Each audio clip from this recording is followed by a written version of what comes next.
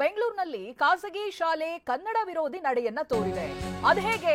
ಕನ್ನಡದಲ್ಲಿ ಮಾತನಾಡಿರುವಂತ ವಿದ್ಯಾರ್ಥಿಗಳಿಗೆ ಫೈನ್ ಹಾಕೋ ಮೂಲಕವಾಗಿ, ದಂಡಾಸ್ತ್ರ ಪ್ರಯೋಗಿಸುವ ಮೂಲಕವಾಗಿ ಕನ್ನಡ ವಿರೋಧಿ ನಡೆಯನ್ನ ತೋರ್ತಾ ಇದೆ ಬೆಂಗಳೂರಿನಲ್ಲಿ ಒಂದು ಖಾಸಗಿ ಶಾಲೆ.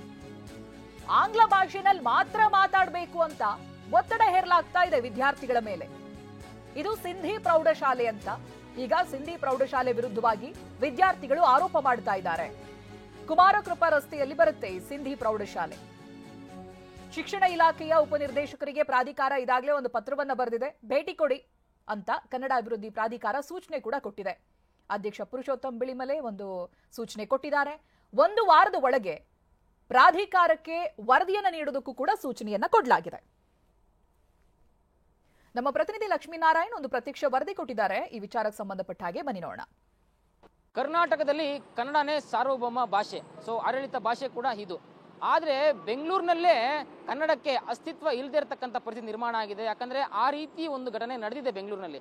ಬೆಂಗಳೂರಿನ ಕುಮಾರಕೃಪಾ ರಸ್ತೆ, ಸಿಎಂ ದಿನನಿತ್ಯ ಹೋರಾಟ ಮಾಡ್ತಕ್ಕಂಥ ಒಂದು ರಸ್ತೆಯಲ್ಲಿರ್ತಕ್ಕಂಥ ಒಂದು ಪ್ರತಿಷ್ಠಿತ ಶಾಲೆ ಸಿಂಧಿ ಪ್ರೌಢಶಾಲೆ. ಇಲ್ಲಿ ಕನ್ನಡದಲ್ಲಿ ಮಾತಾಡಿದ್ರು ಅನ್ನೋ ಕಾರಣಕ್ಕೆ ವಿದ್ಯಾರ್ಥಿಗಳಿಗೆ ದಂಡ ಹಾಕಿ ವಾರ್ನಿಂಗ್ ಅನ್ನ ಕೊಟ್ಟು ಆಂಗ್ಲ ಭಾಷೆಯಲ್ಲಿ ಮಾತ್ರ ಮಾತಾಡಬೇಕು ಅಂತಕ್ಕಂಥ ಒಂದು ಒತ್ತಡವನ್ನು ಹೇರಿದ್ದಾರೆ ಅನ್ನೋ ಆರೋಪ ಈಗ ಕೇಳಿ ಬರ್ತಾ ಇದೆ. ಈ ಬಗ್ಗೆ ಸ್ವತಃ ಕನ್ನಡ ಅಭಿವೃದ್ಧಿ ಪ್ರಾಧಿಕಾರದ ಅಧ್ಯಕ್ಷರಾಗಿರ್ತಕ್ಕಂಥ ಪುರುಷೋತ್ತಮ್ ಬಿಳಿಮಲೆ ಅವರೇ ಶಾಲಾ ಶಿಕ್ಷಣ ಇಲಾಖೆ ಉಪನಿರ್ದೇಶಕರಿಗೆ ಪತ್ರವನ್ನ ಬರೆದು ಈ ರೀತಿಯಾಗಿ ಒಂದು ನಾವು ದೂರನ್ನ ಸ್ವೀಕಾರ ಮಾಡಿದ್ದೀರಿ. ಸೊ ನೀವು ಕೂಡಲೇ ಈ ಒಂದು ಶಾಲೆಗೆ ಭೇಟಿ ಕೊಟ್ಟು ಇಲ್ಲಾಗಿರ್ತಕ್ಕಂಥ ಘಟನೆ ಬಗ್ಗೆ ನೈಜತೆಯನ್ನ ಪರಿಶೀಲನೆ ಮಾಡಿ 1 ವಾರದೊಳಗಡೆ ನಮಗೆ ವರದಿ ಕೊಡಿ. ಇಲ್ಲದೆ ಇದ್ರೆ ಸಚಿವರ ಗಮನಕ್ಕೆ ತರಲಾಗುತ್ತೆ, ಪ್ರಧಾನ ಕಾರ್ಯದರ್ಶಿಗಳ ಗಮನಕ್ಕೆ ತರಲಾಗುತ್ತೆ ಅಂತಕ್ಕಂಥ ಒಂದು ಎಚ್ಚರಿಕೆಯನ್ನು ಕೂಡ ಕನ್ನಡ ಅಭಿವೃದ್ಧಿ ಪ್ರಾಧಿಕಾರ ಈ ಒಂದು ಏನು ಶಾಲಾ ಶಿಕ್ಷಣ ಇಲಾಖೆ ಉಪನಿರ್ದೇಶಕರಿಗೆ ಕೊಟ್ಟಿರ್ತಕ್ಕಂಥದ್ದು.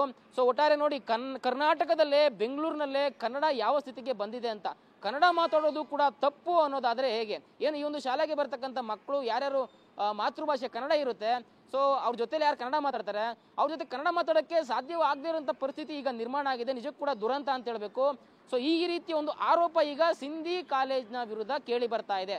ಸೊ ಇದುವರೆಗೂ ಕೂಡ ಸಿಂಧಿ ಕಾಲೇಜ್ನ ಆಡಳಿತ ಮಂಡಳಿ ಯಾವುದೇ ಪ್ರತಿಕ್ರಿಯೆಯನ್ನ ಕೊಡೋದಕ್ಕೆ ಮುಂದಕ್ಕೆ ಬರ್ತಾ ಇಲ್ಲ. ಸೊ ಹೀಗಾಗಿ ಕನ್ನಡ ಅಭಿವೃದ್ಧಿ ಪ್ರಾಧಿಕಾರನೇ ಒಂದು ಲೆಟರ್ ಬರೆದಿದೆ, ಈ ರೀತಿಯಾಗಿ ದೂರು ಸ್ವೀಕಾರ ಮಾಡಿದ್ದೀರಿ, ಈ ರೀತಿ ಸಿಂಧಿ ಕಾಲೇಜ್ ಈ ರೀತಿ ಮಾಡ್ತಾ ಇದೆ ಅಂತ ಹೇಳಿ ಕನ್ನಡ ಅಭಿವೃದ್ಧಿ ಪ್ರಾಧಿಕಾರ ಈಗ ಗರಂ ಆಗಿರ್ತಕ್ಕಂಥದ್ದು.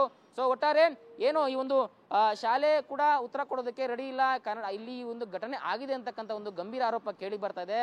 ಒಂದು ಶಾಲೆ ಕನ್ನಡ ವಿರೋಧಿ ಚಟುವಟಿಕೆ ಮಾಡಿದೆ ಅಂತಕ್ಕಂಥ ಆರೋಪ ಕೇಳಿ ಬರ್ತಾ ಇದೆ. ಕ್ಯಾಮರಾ ಪರ್ಸನ್ ಪ್ರಶಾಂತ್ ಜೊತೆ ಲಕ್ಷ್ಮೀ ನರಸಿಂಹ, TV9 ಬೆಂಗಳೂರು.